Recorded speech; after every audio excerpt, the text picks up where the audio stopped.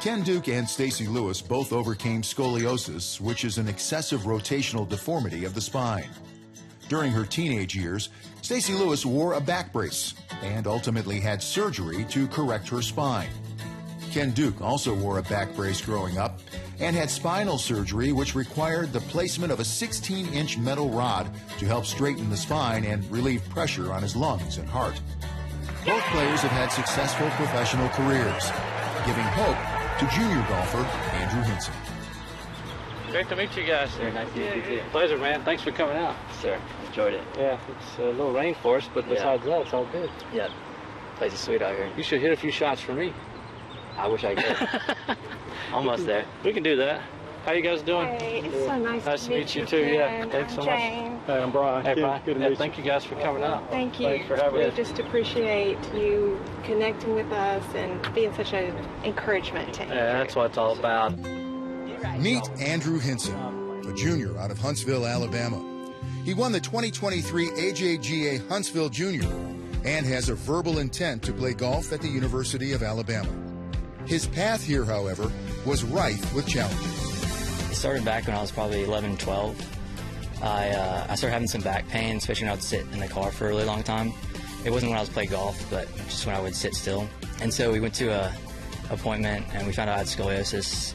Devastation, really. Just, you know, he's always been such an active kid and loved sports of all kinds, and so I was worried that this would impact that and possibly limit him.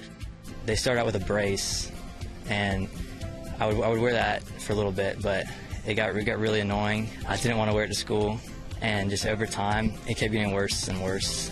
At the time, he was bracing, and every time we would go back, it would progress, even when he was compliant with his brace. And so, you know, I just kept doing research on what are our options if we get to the surgical level, and I just prayed that he wouldn't, but of course, realistically, I knew it was possible. But then I also could see his discouragement and his fear of, you know, is this going to end my golf career and my dreams of playing in college and professional golf? We have a yearly checkup, so I went to my checkup and back in probably December, and they said it had gotten a lot worse and that I could either wait it out and get surgery down the road or get surgery now. And I figured I didn't want to take a chance of having to get it in college or anything, so I went ahead and got it done now, so I wouldn't have to worry about it down the road. Still doing rehab and stretches? So there wasn't that much rehab, but I just started doing physical therapy a little bit. Okay. There's like a person in Huntsville who specializes in just scoliosis. Oh, wow. Yeah, so they're just working to make sure I get the most mobility I can get. That's good. Yeah. You can kind of see my swing, it's a little shorter because I'm restricted to where I can go. But that's just the way I play. That's just the way I play. Everyone's different. I know Stacy, you know, with her, she go a little bit further back to me. Yeah. 7th, 8th grade, they were at a routine check at our school. You know, the doctors would check you out, check your back, and my back was a little more curved than normal. So they said, hey, you probably should get this checked out. So we kind of went forward to that when I was in the 7th grade. 8th grade, 9th grade, I wore a brace because it was really curving. I have a C curve like this, and sometimes people have an S curve. So mine was more of a C curve, and it just got worse and worse as I was growing at that age.